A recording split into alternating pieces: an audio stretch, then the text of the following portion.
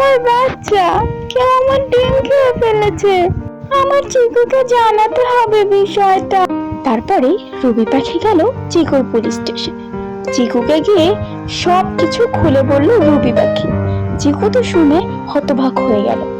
চিকু বলল, রুবি, তুমি চিন্তা করো না, আমি বিষয়টা দেখছি। তারপরে চিকু গেল রুবির বাসায় কি হয়েছে তা দেখার জন্য। দেখে তো মনে হচ্ছে এটা সাপুর কাজ। এর আগেও ওর নামে অনেক অভিযোগ পেয়েছি আমি। এরপর চিকু সাপুর বাসার উদ্দেশ্যে রওনা দিল। ছাড়বো না আজ বেটাকে, দিন দিন ওর অপরাধের মাত্রা বেড়েই চলছে। সাপু তখন একটি পাথরের উপর বসে রোদ পোহাচ্ছিল। সে জানতোই না চিকু তাকে খুঁজে বেড়াচ্ছে। ঠিক তখনই চিকু এসে হাজির। তুমি নাকি রবির ডিম চুরি করে খেয়েছো? না না, কে বললো? আমি রবির ডিম চুরি করে খাইনি। মিথ্যা বলার চেষ্টা করবে না, আমি সেখানে তোমার খোলস পড়ে থাকতে দেখেছি। তারপর চিকু সাপুকে ধরে জেলে নিয়ে গেল। গ্রামবাসীরা সবাই মিলে চিকুকে বাহবা দিল।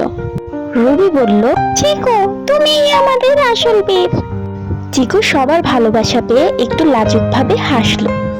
চিকু বলল, ন্যায়ের জন্য যারা দাঁড়ায় তারাই আসল বীর।